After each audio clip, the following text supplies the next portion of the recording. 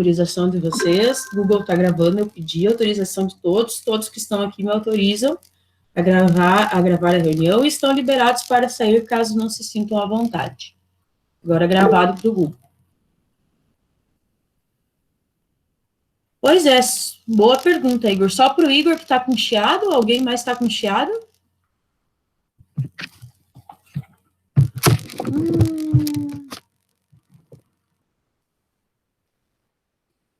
Então é o meu microfone. Melhorou?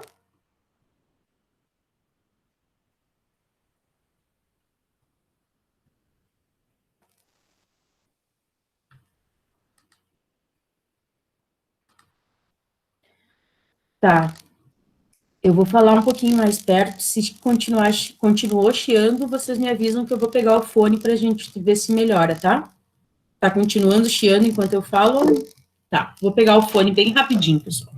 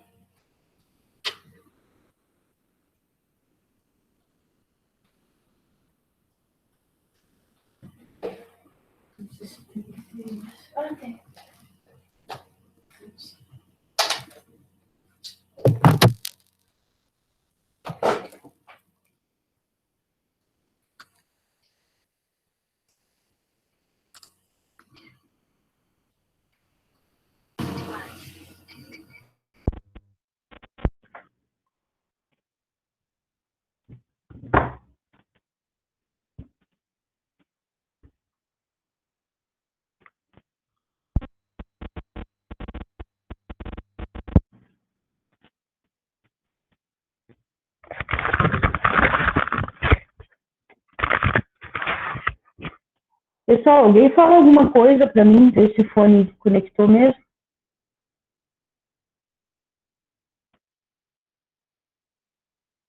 Pode fazer um batuque também.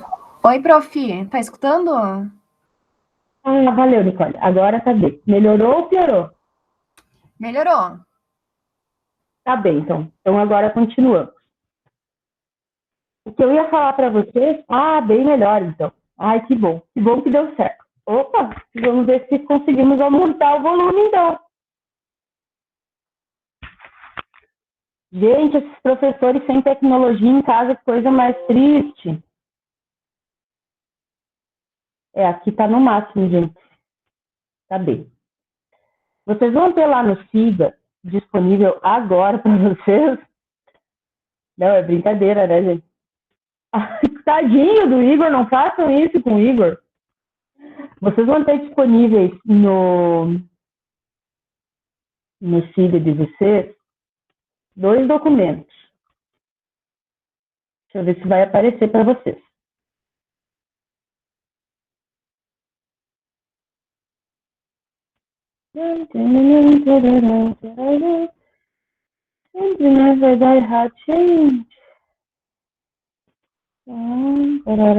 Apareceu? Ah, só que triste essa vida.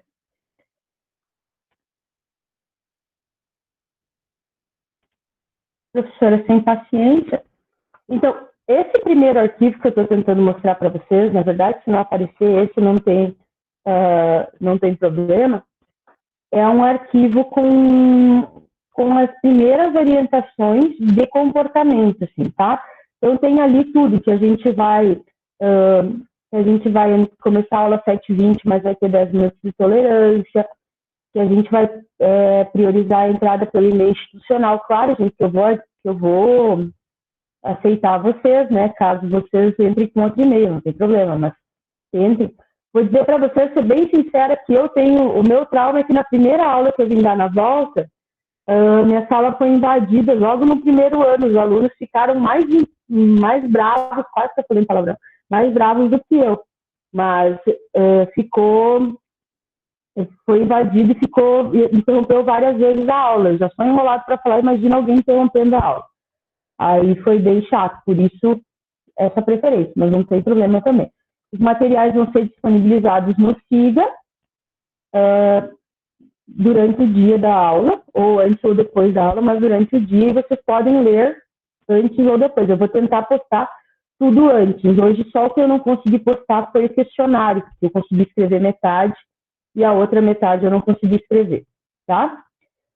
Continua o mesmo combinado das dúvidas, vocês podem falar comigo pelo e-mail, ou pelo telefone, ou pelo próprio SIGA.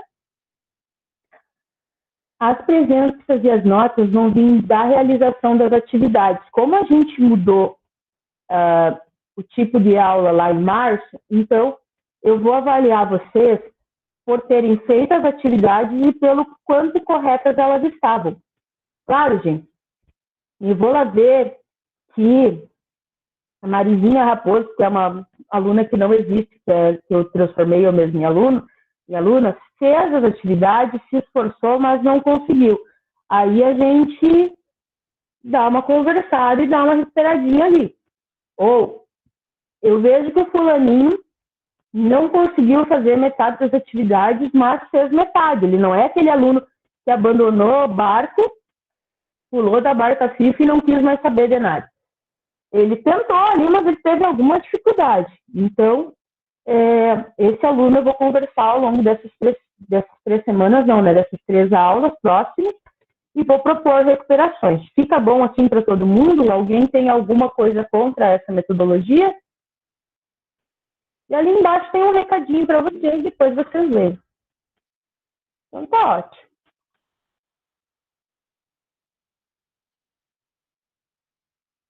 Muito bem.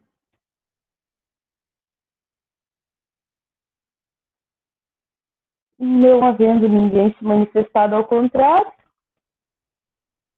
seguimos.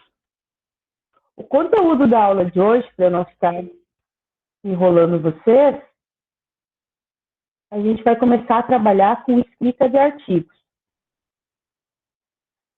Aí, se eu pôr em modo apresentação, eu saio da vista de vocês.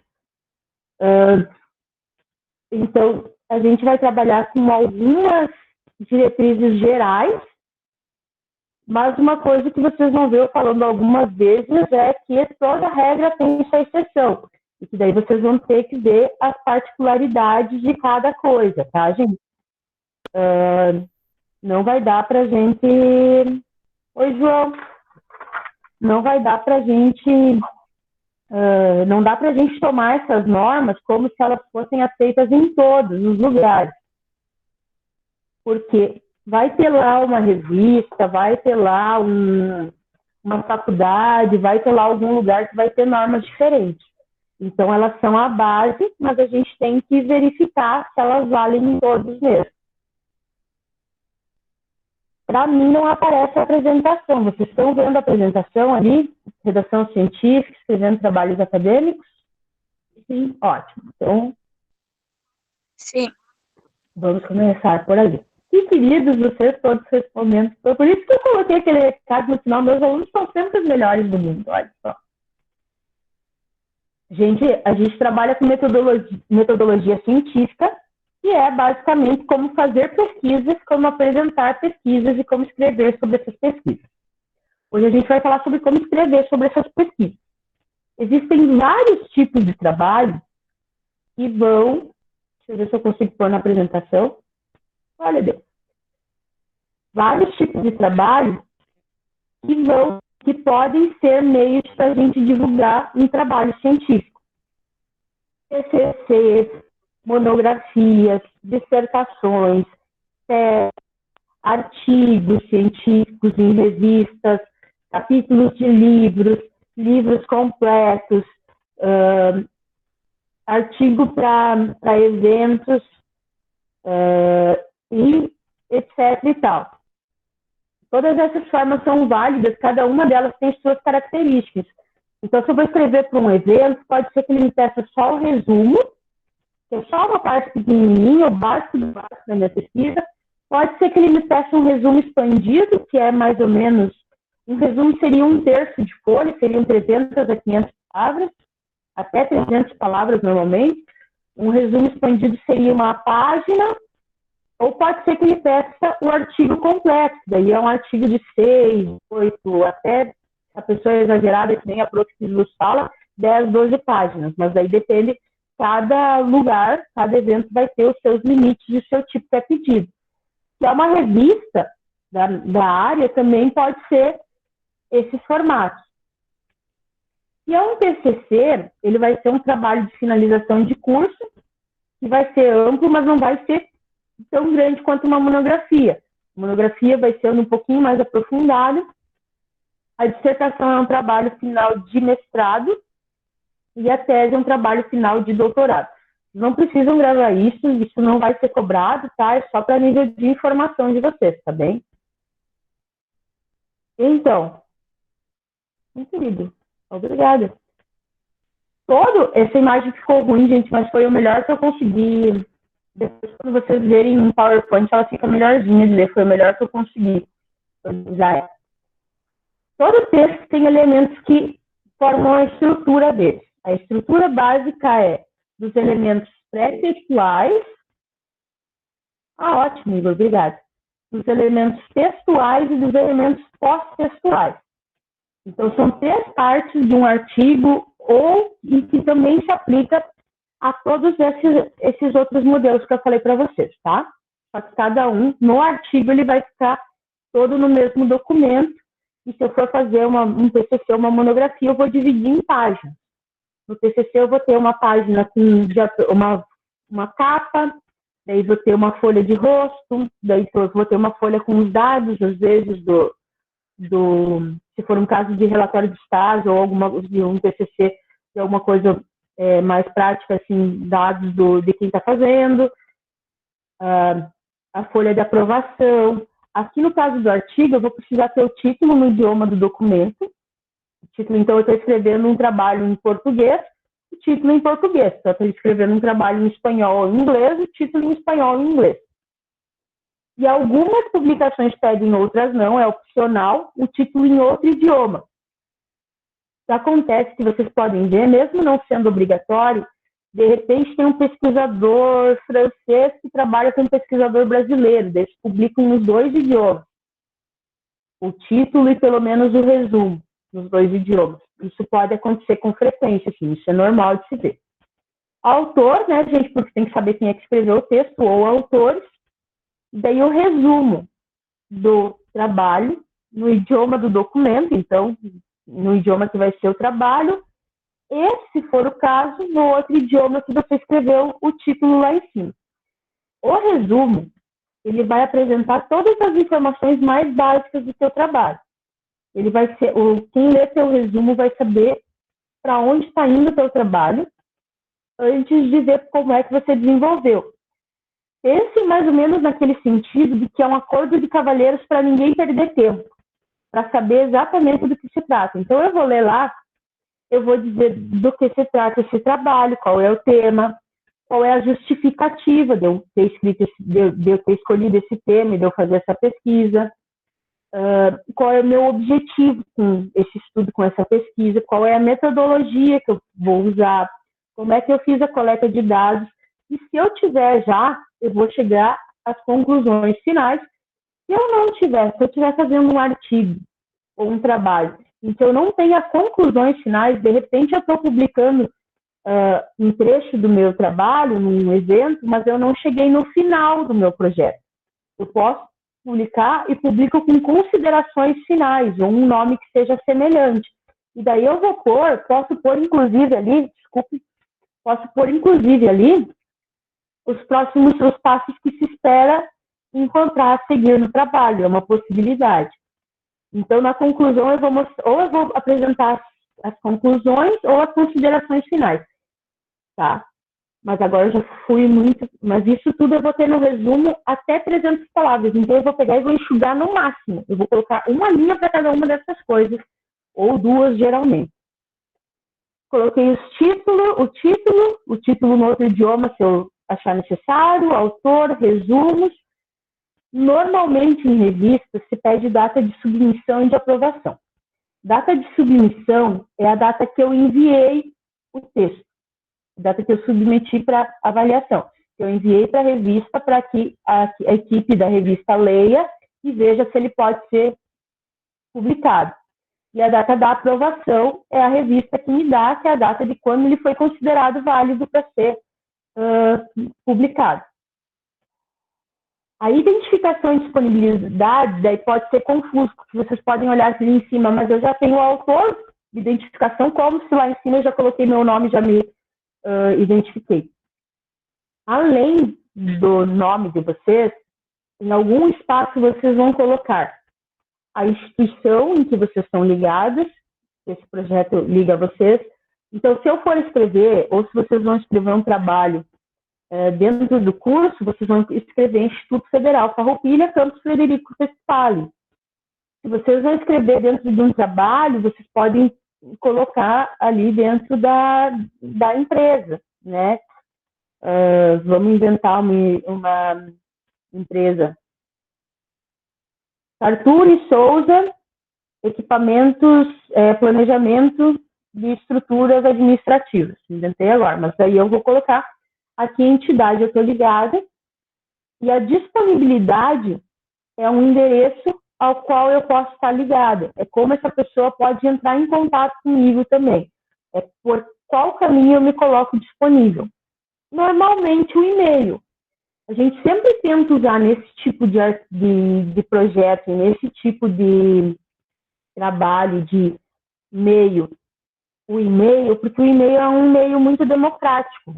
O e-mail ele não vai interromper a pessoa em um evento particular, não vai interromper uma aula, uma consulta médica, não vai atrapalhar a pessoa. O e-mail ele vai chegar e quando a pessoa puder, ela lê e te responde. Inclusive, você pode programar o seu e-mail para receber uma confirmação de leitura. Então, geralmente, a gente usa o e-mail por isso. Passando esses trechos, a gente vai para os elementos textuais. Os elementos textuais parecem muito uma dissertação. Introdução, desenvolvimento e considerações finais no lugar da conclusão. Por que a gente chama de considerações finais? E vocês podem chamar de conclusão, mas por que aqui se fala em considerações finais? Porque a gente parte do princípio de que o conhecimento científico ele nunca chega no final. Uma coisa que é extremamente correta hoje pode ser incorreta daqui a alguns anos. Por exemplo, no início eu vou falar uma coisa que para mim é recorrente por questões pessoais, tá? Mas vocês podem lembrar de outros exemplos também. Por exemplo, no início do século XX, se acreditava que a caixa óssea, o crânio de pessoas negras e, portanto, o cérebro eram menores e, por isso, elas eram menos inteligentes e menos aptas para atividades que necessitassem de raciocínio intenso, que elas eram mais aptas para trabalhos braçais. Hoje em dia, para a gente, isso é um absurdo, mas naquela época existia todo um ramo científico comprovando aquilo, tá? Então, esse foi um exemplo extremo, mas é um exemplo de como vai mudando. Ou se a gente pegar um exemplo mais próximo agora, a gente está em meio da pandemia de Covid. Então, existe um estudo lá sobre cloroquina e hidroxicloroquina, mas já vai se passar para um estudo sobre o remédio para piolho e vermes, que eu esqueci o nome, ivermectina, vai se pesquisar a combinação de outros remédios. E alguns desses vão dar certo, exatamente igual ivermectina. Demorei para lembrar, muito obrigada. E alguns desses vão dar certo, outros não. Então, por isso que a gente fala em considerações finais, porque de repente alguém vai descobrir que o escopo está errado, que o cara fez alguma coisa errada e por isso que não deu certo. Quando eu acabo de escrever meu texto, eu vou trabalhar com referências, eu sou obrigada a colocar quem são os autores que dão lastro, que dão base para o meu texto. E daí como é que eu vou fazer isso? Daí eu criei um produto, um método de gestão totalmente novo, que não tem em nenhum outro lugar. Se eu estou inventando, não vai ter outras referências sobre isso. Como é que eu vou fazer? Eu vou pegar o que circunda o texto, então eu estou lá falando de um sistema de gestão, eu vou falar dos diferentes sistemas de gestão, a importância da gestão na empresa, da história da gestão, de determinado produto que está sendo trabalhado para como vai ser aplicado aquele sistema, né? Porque eu não vou aplicar o mesmo sistema numa fábrica e num escritório de contabilidade ou numa loja de confecções. Cada um vai ter o seu esquema de gestão, o seu sistema de gestão. Então, eu vou pegar, mesmo que eu não tenha algo diretamente ligado àquilo, eu vou ter referências que vão dizer, olha, foi estudado várias coisas sobre isso antes para que eu pudesse chegar nisso. E os autores que eu usei as referências vão estar lá no final nos elementos pós-textuais. E aí, eu posso ter, aí eu posso colocar um apêndice, ou aliás, um glossário. Um glossário, ele é um tipo de dicionário. Eu usei um termo muito pouco usado. Por exemplo, eu falei para vocês agora, sem querer, eu usei o termo lastro. Boa parte de vocês vai saber o que é lastro. Mas se eu estou escrevendo lá no meu artigo, eu faço um glossário no final e coloco. Ou posso colocar também em nota de rodapé. Lastro se refere à quantidade de ouro relacionada à produção de moeda, que garante que a quantidade de moeda produzida em um país pode ser paga por aquele governo. Nesse texto é utilizado no sentido nesse trabalho é utilizado no sentido de que tenham dados que que configurem a confiabilidade daquele trabalho. Então, eu vou explicar em que sentido que eu uso. De repente, eu uso um termo, eu estou resgatando alguma coisa, e uso um termo lá da década de 80 que não é usado mais, ou um termo antigo, ou um termo que é de pouco uso, eu ponho no glossário, mas ele é opcional. Não precisa, e se eu não quiser fazer glossário, eu também posso colocar em notas de rodapé. Na minha dissertação, eu uso desassossegos, né? Então, eu tenho que explicar, eu explico numa nota de rodapé, que desassossegos são as inquietações e os incômodos dos professores ao longo da sua trajetória docente. Então, eu explico para o meu leitor exatamente o que eu quero dizer com aquilo. Posso usar também o apêndice e o anexo. Qual que é a diferença do apêndice e do anexo? O apêndice são documentos que eu produzi que eu acho que são importantes. De repente, eu tenho lá, eu não usei no texto os gráficos relacionados a uma pesquisa, mas eu usei. Vamos ver a pergunta da Amanda aqui. Usar um ou outro, Amanda. Pergunta da Amanda é se eu posso usar um ou outro ou se eu tenho que usar os dois. Se eu uso nota de rodapé, eu já avisei. Eu não preciso explicar de novo. E se eu não quero ficar enchendo de nota de rodapé meu texto, eu lanço lá no glossário no final. Vou dizer para vocês que o mais comum, inclusive, é a nota de rodapé. Fica esteticamente mais bonito. Desde que vocês não vão fazer, que nem alguns livros do século passado, que não se usa mais, inclusive por isso, tem meia página de rodapé, daí é melhor fazer um glossário. Né? Mas se vocês têm, se vai ter uma nota de rodapé, duas, então faz nota de rodapé. Eu que agradeço a pergunta, querida, ainda bem que você fez, por isso que é importante a aula síncrona, né? Eu estava falando para vocês da diferença de apêndice e anexo. Apêndice é um documento que eu mesma fiz, que eu não usei, que eu falo dele ao longo do texto, mas não apresento, e que eu acho importante para o meu leitor ter lá no final. Então, de repente, eu produzi uns gráficos, ou eu tenho a compilação de alguns dados de pesquisa, que não são propriamente os dados, mas que eu acho importante que o meu leitor possa consultar lá no final. Esse eu vou colocar nos apêndices. Os anexos são documentos que eu não fiz. Não são meus, eu consultei eles, mas não fui eu que fiz. Aí, nesse caso, eu vou chamar de anexo. Qual que seria um exemplo de anexo?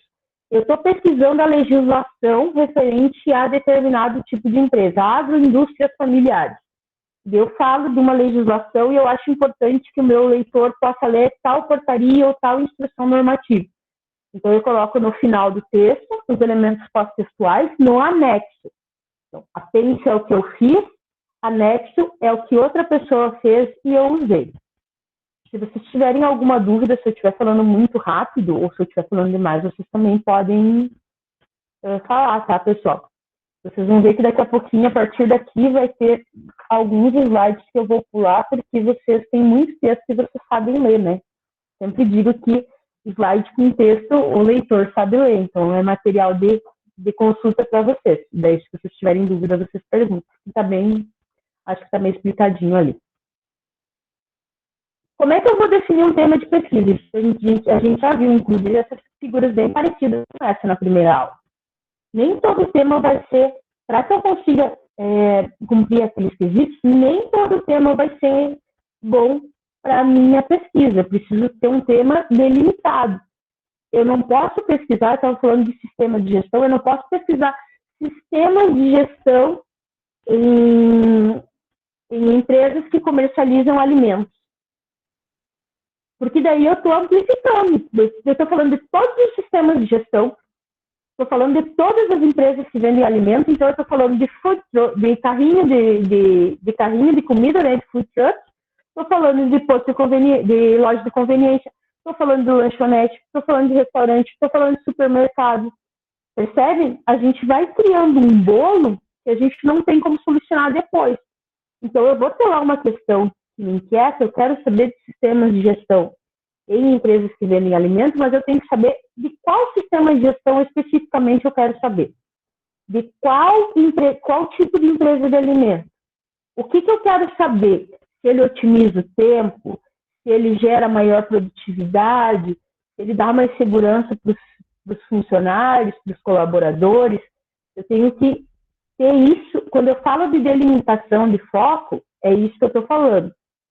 Eu não posso pesquisar muito amplo por uma questão bem simples de logística. Eu não tenho tempo para abarcar todo mundo. Eu preciso delimitar porque eu não vou ter, senão não vou ter pernas para estudar aquilo.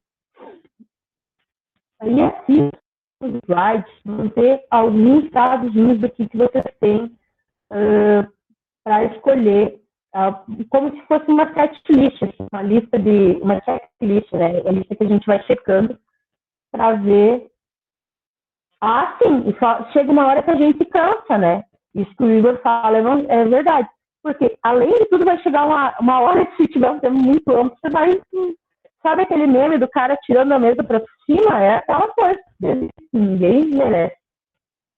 Então, se for selecionar meu tema de pesquisa, eu vou evitar temas muito amplos, eu vou ver se os dados podem ser coletados.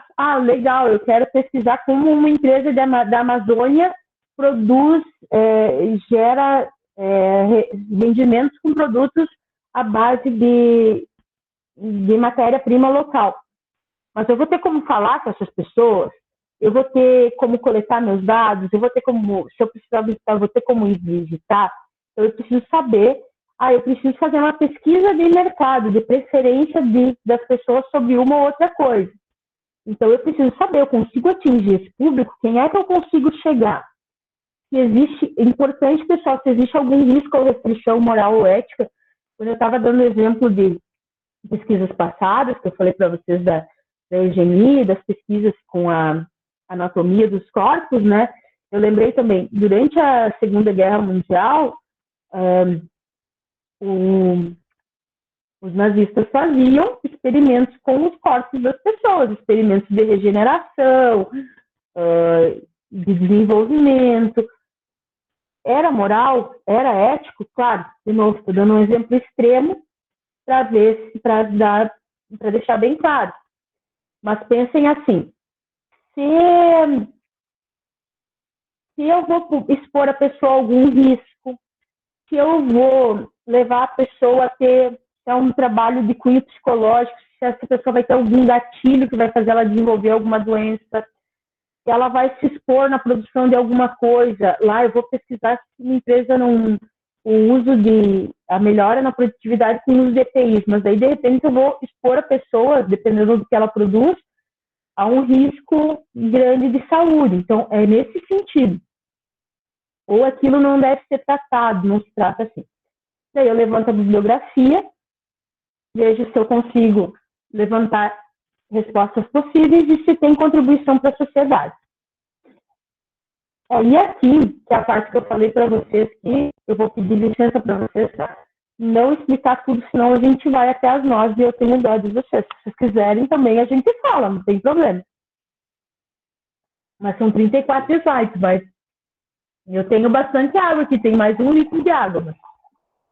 Então, aqui vai ter a descrição de como vocês fazem o título, o autor e o que são os itens opcionais.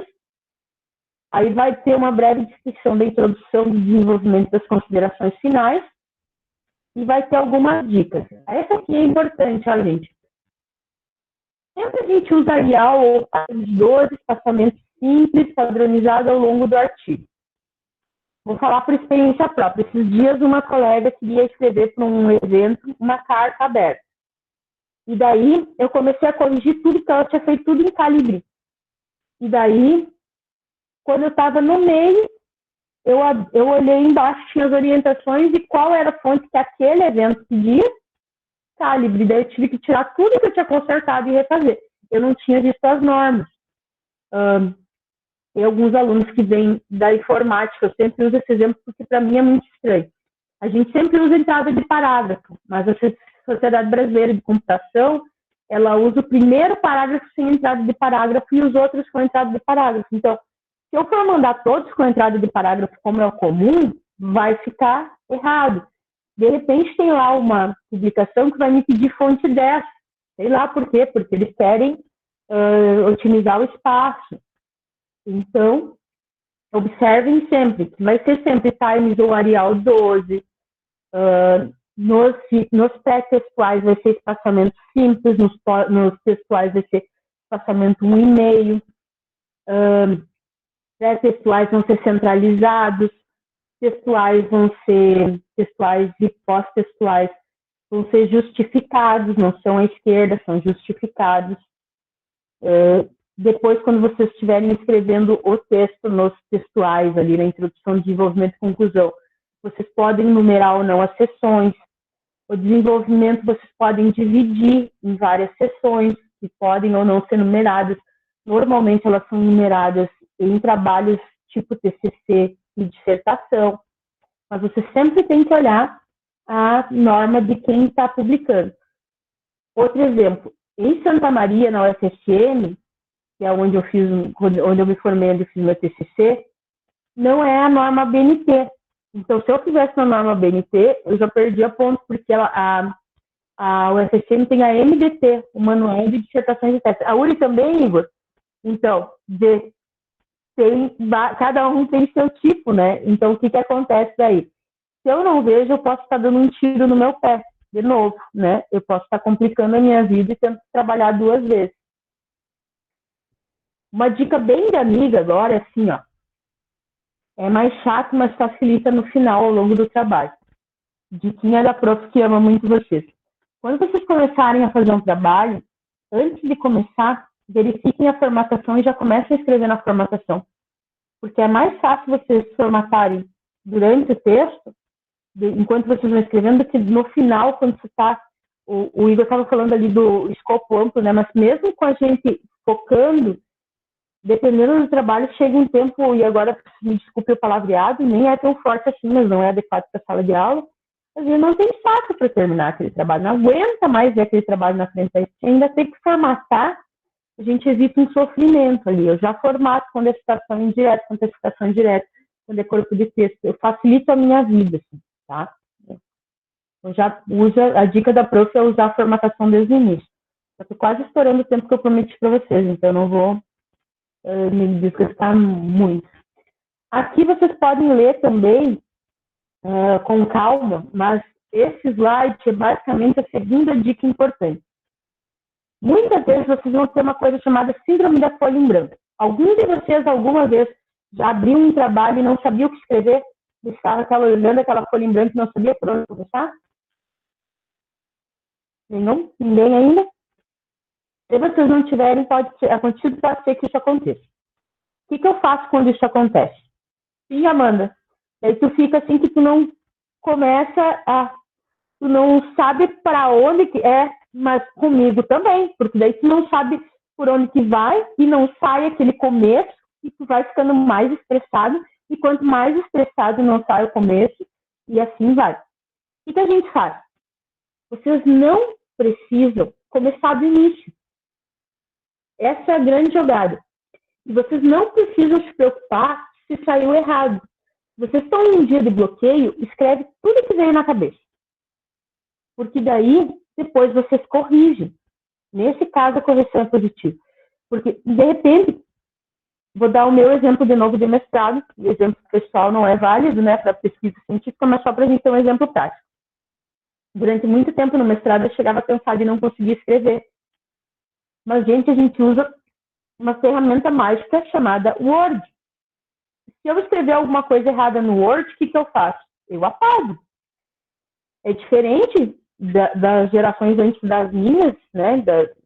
Nem a minha geração pegou isso, e tinha máquina de escrever, que daí tinha que usar física, tinha todo um esquema, tinha que escrever toda a página de novo. E a gente não tem isso. Se eu errei, eu apago. Depois que eu vi, eu vou ficar aquele tempo sem fazer nada mesmo. Se eu vi que eu escrevi só bobagem, eu deleto um parágrafo inteiro e deu.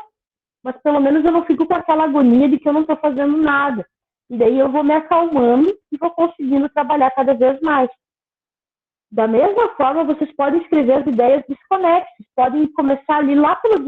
não sei, não sai a introdução, mas no desenvolvimento eu estou na minha cabeça que eu estava trabalhando nos dados. Exatamente. Comece pelo desenvolvimento, mano, não tem problema nenhum. Porque o Word tudo salva, né? E vão salvando ao longo que vocês. Outra dica é o Ctrl S. Só Ctrl S salva, né, gente? Ou só Ctrl V, ou seja lá qual é a tecla de salvar de vocês. Não, é brincadeira, gente. Ninguém se ofenda religiosamente. Eu sou cristã também, mas não esqueçam de ir salvando ao longo. Mas é exatamente isso, gurias, que a gente tem que fazer. Começa, não sai introdução, começa pelo desenvolvimento. Não está saindo texto, escreve tópicos. Depois, outro dia, quando tu estiver mais calma, tu não vai começar ou mais calmo, tu não vai começar do zero. Tu vai ter ali uma estrutura a partir da qual tu vai conseguir trabalhar. Outra coisa, se o texto não está claro, essa estrutura de tópicos ajuda muito, porque se tu está um pouquinho inseguro, ele te lembra de tudo que tu tem que falar. Aí tem que falar na introdução disso, eu tenho que escrever na justificativa que aconteceu isso, eu tenho que falar desse referencial, Se eu não tenho todo o referencial pronto, eu vou escrevendo, principalmente para trabalhos grandes isso, gente. TCC, dissertação, monografia, tese. Não esperem juntar todos os dados e todo o referencial. Vão escrevendo e vão consertando. É um trabalho de formiguinha, mas gera muito menos estresse no final e torna o trabalho possível.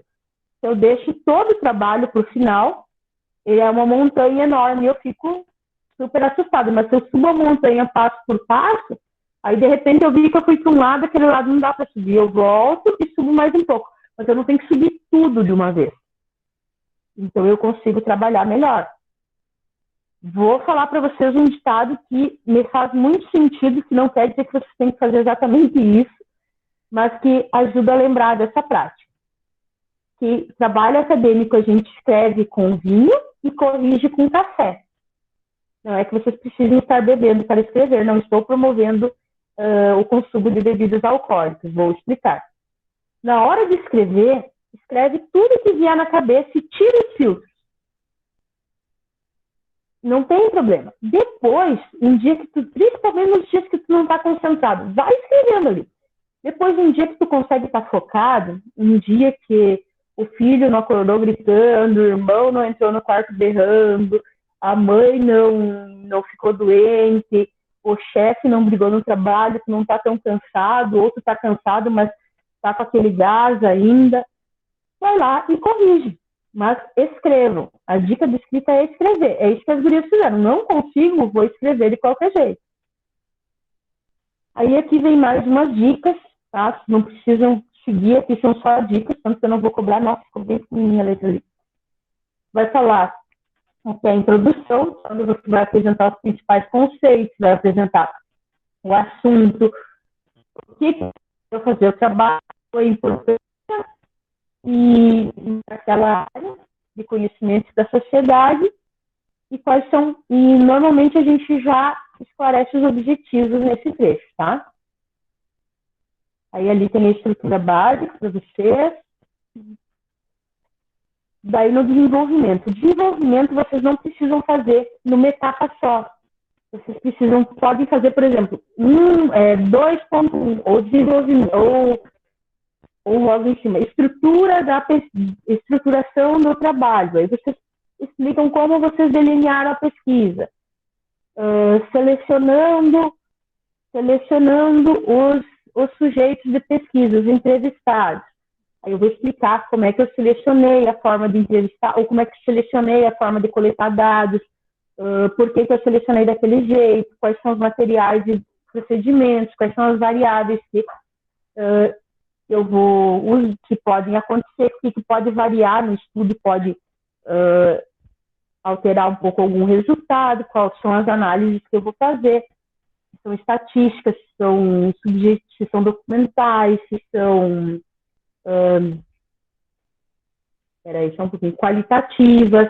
Então, nesse sentido. Eu vou seguir explicando locais, condições, controle das condições experimentais. Ali tem os comuns. E daí os resultados vão ser as considerações finais. Vocês vão... não.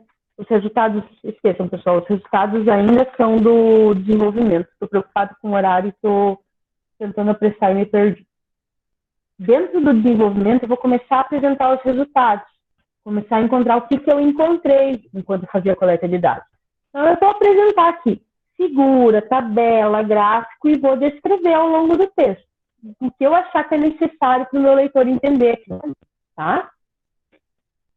Vou apresentar uma discussão sobre aquilo, vou levar o meu leitor a compreender a que resultado eu cheguei, a que conclusão eu cheguei, a que ideia eu cheguei a partir do cruzamento de dados e de referencial teórico. E daí, nas considerações finais, vocês vão apresentar o que vocês têm até o momento. Se até o momento vocês coletaram os dados, vocês vão apresentar alguma coisa sobre a coleta de dados. Se você já tem uma análise prévia, mas sem cruzar muito, de forma muito densa com a bibliografia, vocês vão apresentar aquilo.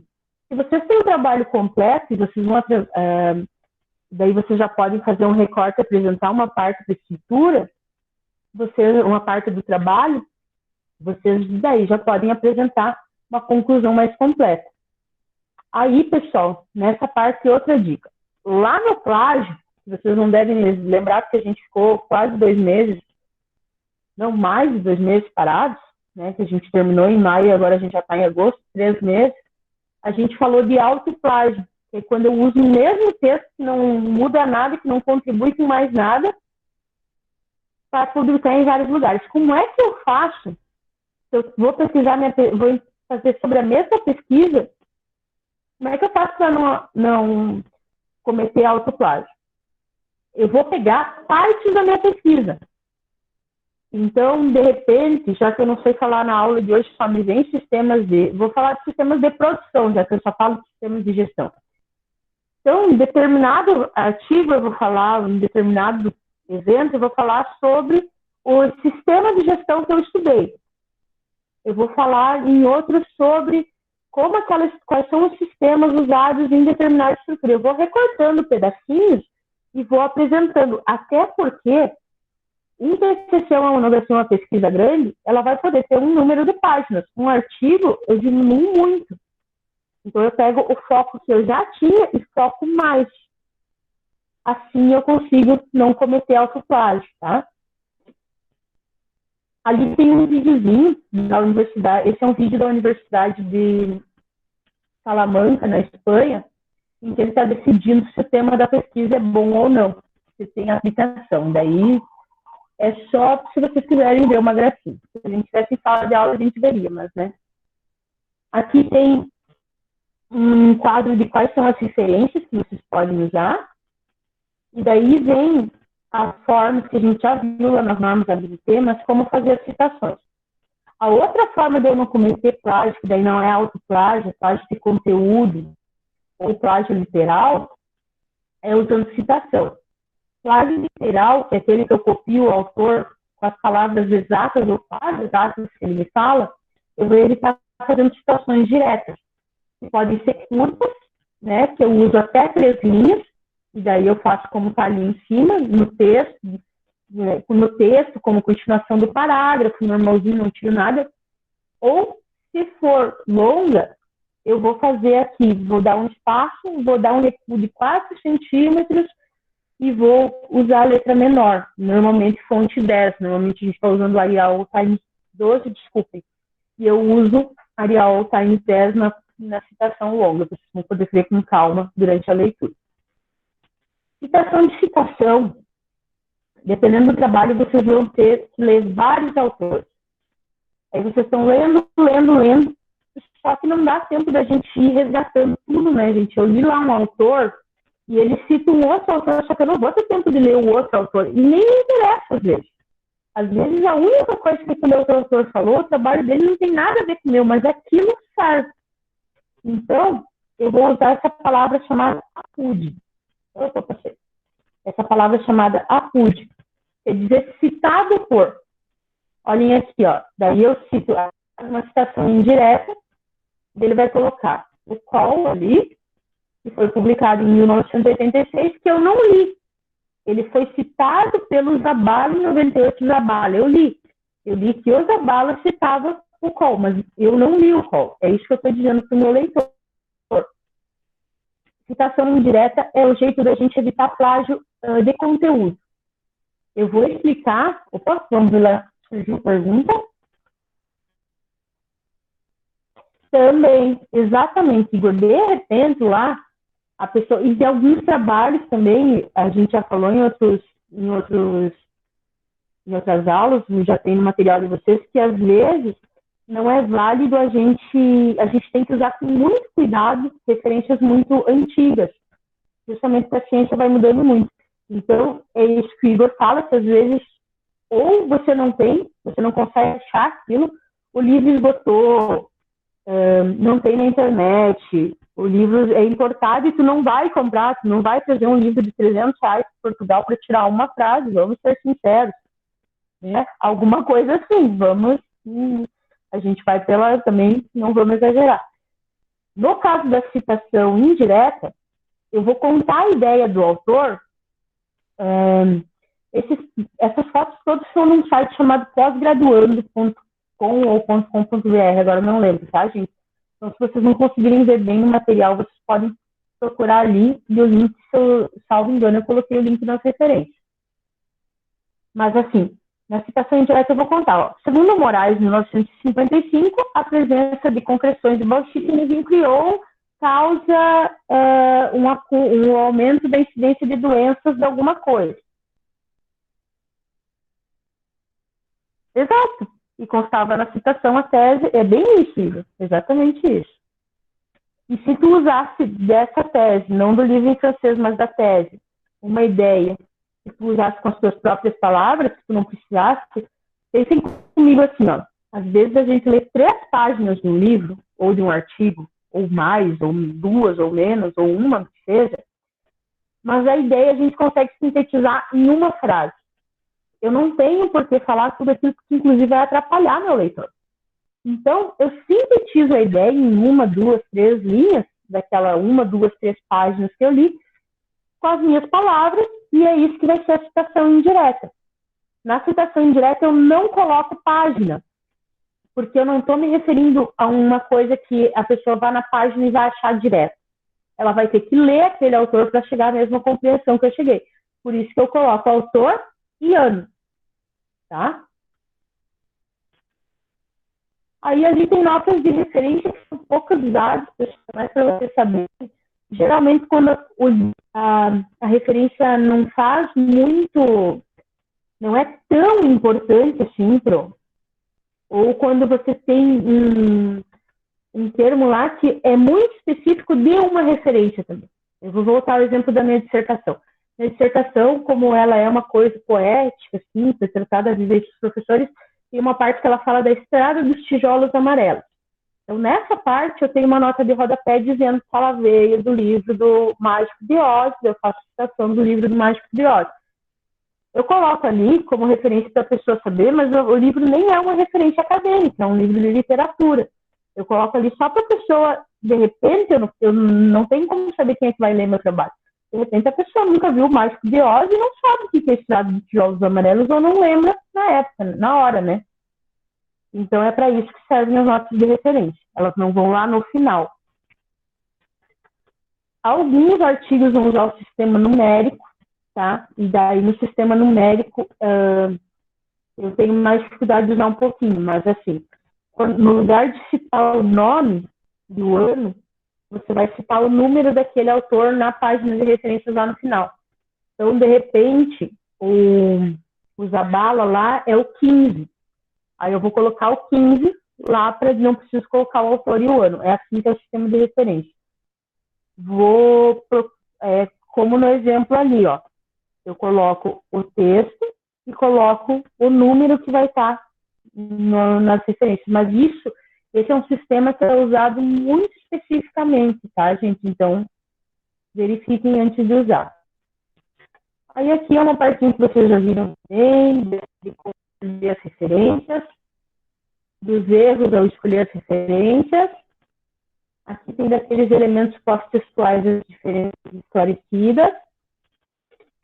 E aqui tem uns memes só para agradar vocês, para não deixar vocês ser muito sério, porque senão não seria muita minha aula, né?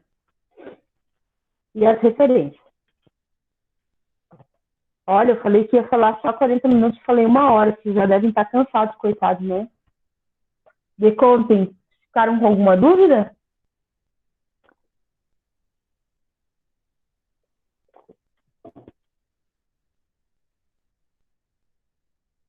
Nai, pelo jeito.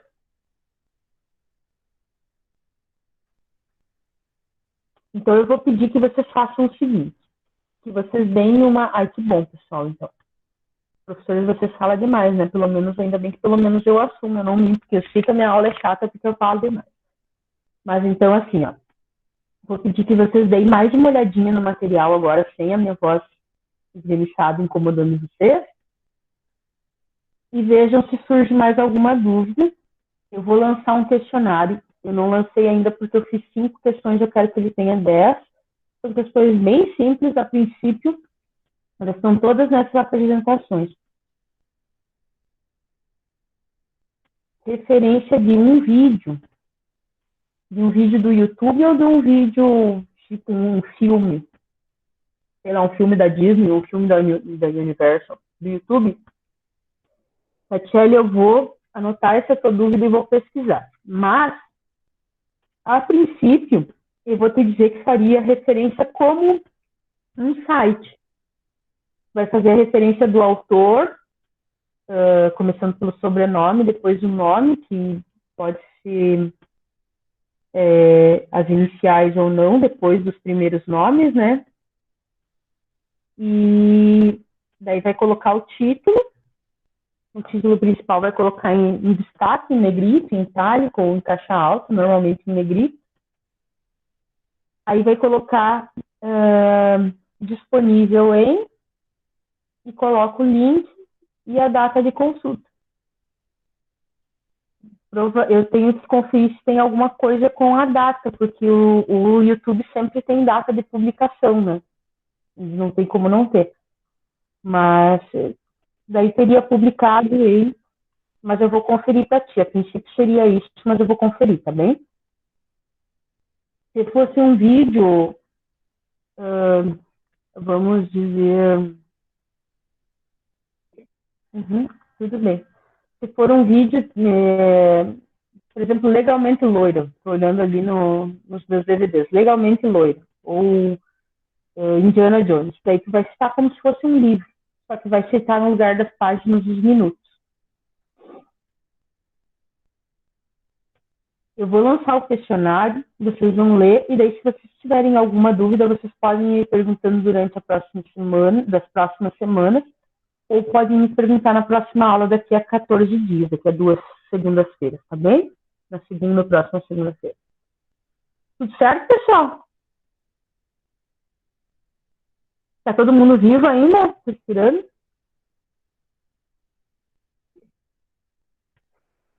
Ó, estão vivos ainda. Não matei ninguém dessa vez. Vou interromper a gravação, então. Encerramos por aqui.